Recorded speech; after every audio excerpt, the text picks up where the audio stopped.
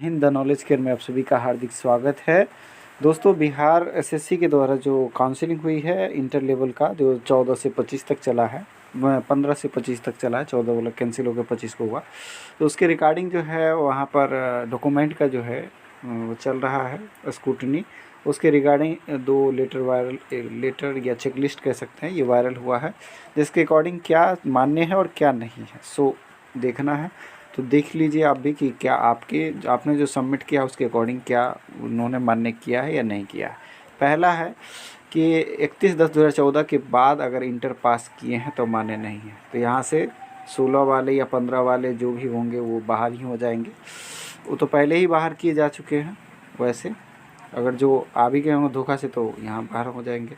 दूसरा है कि चेकलिस्ट के किसी कॉलम में 9 अंकित रहने पर तथ्य संबंधी प्रमाण पत्र प्रस्तुत करना, संज्ञान नहीं लेना है। अगर नो नहीं है, जैसे कि मान लीजिए आपने डीसीए नो कर दिया है, ठीक है, और आप नहीं दे रहे हैं, तो उस मामले में आप पर कोई प्रभाव नहीं पड़ेगा। जैसे आपने डीसीए यस कर दिया और आप डीसीए का सर्टिफिकेट नहीं दे रहे हैं, तो इसके मामले में आपका संज्ञान नहीं लेना है, ठीक है।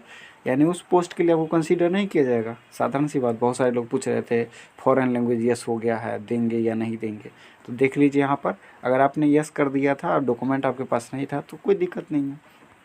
तीसरा पॉइंट है कि चेकलिस्ट के इंटर पास कॉलम में अंकित 3 या 4 अंक 1 2 3 या 4 अंकित रहना है। अब 1 2 3 4 का मतलब क्या है? यहाँ पर एक का मतलब है कि इंटरमीडिएट किया है आपने, ठीक है, और 2 का अर्थ है इंटरमीडिएट या आपने समकक्ष किया है उसके पैरेलल का जो कोर्स है। 3 का अर्थ है इंटरमीडिएट आपने हिंदी विषय के साथ किया है, और 4 का अर्थ है इंटरमीडिएट आपने उर्दू विषय के साथ किया है। सबसे बड़ा मुद्दा यहाँ पर था एनसीएल को लेकर, बीसी ईबीसी एनसीएल। तो इसमें क्या है कि दिनांक 31/10/2014 के बाद का अगर निर्गत क्रिमिनल रहित प्रमाण पत्र दिया है तो उसमें क्या करना है, वाट का चिन्ह लगाना है, जो कि पहले ही लगा दिया जा रहा था। वहाँ पर हमने देखा कि वहाँ पर रेड पेन से आपका कॉलम घेर दिया जाता था और वहाँ पर वाट का साइन दे दिया जाता था। वाट का साइन इसलिए दे दिया जाता था क्योंकि ऐसा माना जा रहा है कि हाईकोर्ट में याचिका दायर की गई है, तो उसका अंतरिम राहत तो हाईकोर्ट ने दी है, लेकिन उस कोर्ट अगर मतलब केस को डिसमिस करता है छात्रों के हित में, तो फिर उस पर फैसला लिया जाएगा। यानी कि अभी भी इसको संशय में ही रखा गया है। उम्मीद करते हैं 11 जनवरी से पहले 11 जनवरी को यह मामला सॉर्ट आउट हो जाना चाहिए, और माननीय उच्च न्यायालय पर सभी छात्रों को भरोसा है और उम्मीद भी है। यह लंबी प्रक्रिया इतनी लंबे समय से चल रही है, तो नया वाला मान्य करना चाहिए, इससे बेहतर होगा छात्रों के हित में। 5वां पॉइंट है कि SC ST के अभ्यर्थियों द्वारा 31/10/2014 के बाद का जाति प्रमाण पत्र, अब देखिए SC ST के लिए इन्होंने यहाँ पर रिलैक्सेशन दे दिया है कि SC ST के छात्र हैं। अब यूट्यूबर भाई साहब कुछ लोग जो है पूरा अफवाह फैला रहे थे, ये वो फलाना ढिकाना। अब देखिए यहाँ पर SC ST के जो लोग हैं उनको मान्य कर दिया है। एक और आधार यहाँ से BC EBC के छात्रों को भी मिल जाता है यहाँ पर। तो उन्होंने हालांकि कोर्ट में याचिका दायर की है, तो जाति के मुद्दे पर तो आयोग ने अपनी क्या कहते हैं लचीलापन थोड़ा दिखाया है। एनसीएल के मुद्दे पर भी वह थोड़ा सा लचीलापन दिखाए तो ज़्यादा बेहतर रहेगा। तो SC ST का जो सर्टिफिकेट है 31/10/2014 के बाद का भी है, तो भी मान्य कर लिया गया है। अब DCA के बदले ADCA दिया है या PGDCA दिया है या BCA सर्टिफिकेट दिया है, तो ये देखिए ये सबसे बड़ा प्रश्न आ रहा था कि DCA है और मैं ADCA दे रहा हूँ, तो क्या करें ना करें, ये करें वो करें। तो देख ही सकते हैं आप, मैंने आपको अपने वीडियो में भी बताया था कि अगर आपने ADCA कर लिया है तो वो भी आप दे सकते हैं। अगर आपको विश्वास नहीं है तो उसका हमारा 4.6 के व्यू है सर्टिफिकेट वाला, वो उसको आप देख सकते हैं और फिर आप विश्वास करेंगे। मैंने आपको पहले बताया था कि अगर आपने ADCA कर लिया है तो साधारण सी बात है, ADCA DCA से ऊपर का है तो वो मान्य होगा। देखिए यहाँ पर मान्य है, बिल्कुल है। देखिए अफवाहों में नहीं पड़ना चाहिए, जेन्युइन बातें करनी चाहिए। उसके बाद जिन्होंने BCA किया था उनको DCA का सर्टिफिकेट नहीं देना था, BCA किया तो मान्य हो गया।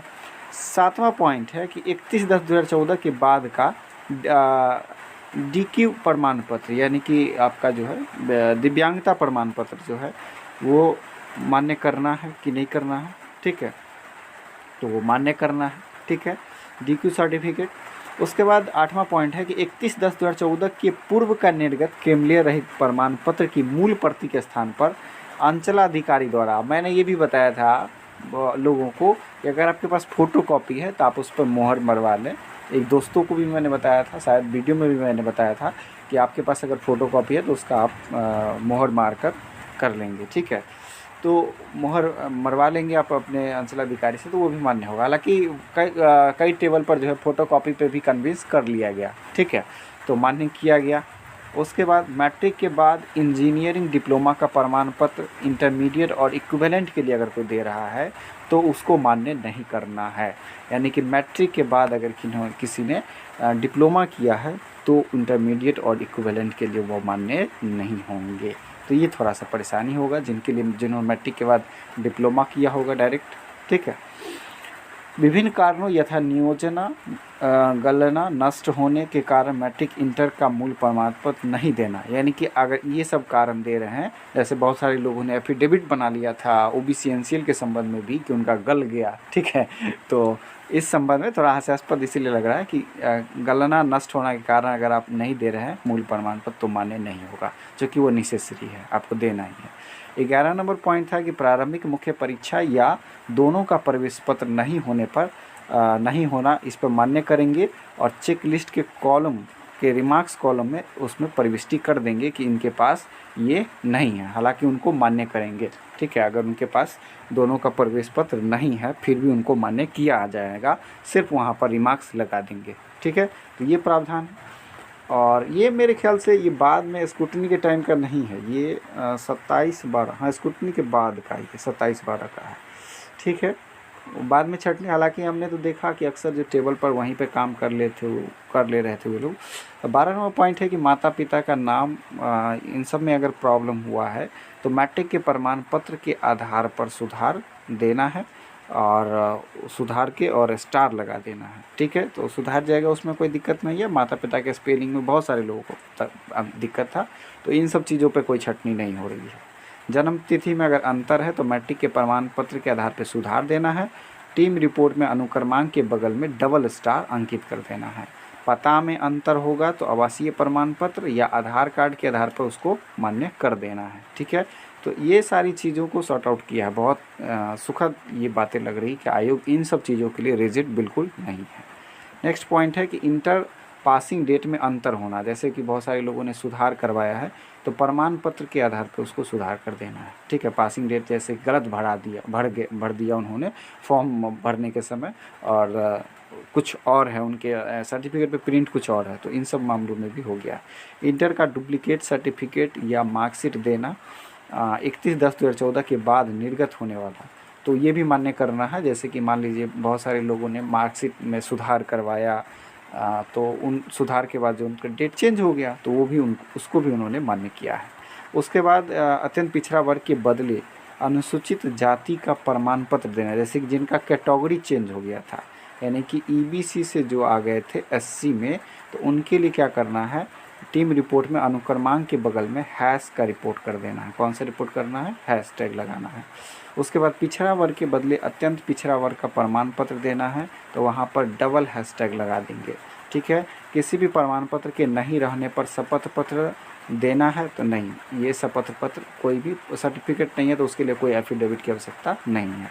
20वां प्रश्न, एक ही अवधि में एक से अधिक का प्रमाण पत्र देना मान्य होगा। मैंने पहले ही बताया था मान्य होगा बशर्ते एक साथ 2 रेगुलर कोर्स नहीं होना चाहिए। अब कुछ लोगों ने ढिंढोरा पीट दिया था कि ये डीसीए का सर्टिफिकेट, टाइपिंग का सर्टिफिकेट, इंटर का सेशन, ये सब आपका मैच कर जाएगा। बड़ी हंसी आ रही थी, मुझे तो बहुत ज़्यादा हंसी आ रही थी उस समय। और चलिए आखिरकार बातें मेरी सही हुई। बहुत सारे लोग को जानबूझ के परेशानी में डाल दिया जाता है। कुछ यूट्यूबर लोग जो है ज़्यादा ही रिसर्च कर डालते हैं। प्रवेश पत्र में फ़ोटो या हस्ताक्षर नहीं होना, तो उसके लिए भी मान्य करेंगे, लेकिन चेकलिस्ट रिमार्क्स कॉलम में उसके लिए प्रविष्टि कर देंगे कि हस्ताक्षर नहीं है या फ़ोटो नहीं है। मेल या फीमेल में अंतर होने पर डॉलर का साइन लगा देंगे। और ऑनलाइन में अनएम्प्लॉयड परंतु वर्तमान में सेवारत होने का प्रमाण देना मान्य नहीं करना है। तो चूँकि एनओसी का जो डिमांड है वो 31/10/2014 से पहले का मांगा जा रहा था, जिनका जॉब 2014 से पहले लगा हो उनको ही एनओसी देना था, आगे लोगों को देना नहीं था, ठीक है। तो ये सारी बातें आपको की गई है। तो लगभग सारा कंक्लूजन क्लियर है, बस गया अब एक मुद्दा एनसीएल का, जो कि 11 जनवरी को वो भी सॉर्ट आउट हो जाएगा। तो सबके लिए खुशखबरी है और ऑल द बेस्ट। नए साल, बस नए साल का काउंटडाउन शुरू हो गया है और उम्मीद करते हैं कि सबके घर में खुशियाँ ही खुशियाँ आएंगी। आप यहाँ तक हमारे साथ जुड़े रहे वीडियो में, इसके लिए आपका तहे दिल से शुक्रिया। मिलते हैं नेक्स्ट एपिसोड में। जय हिंद, जय भारत।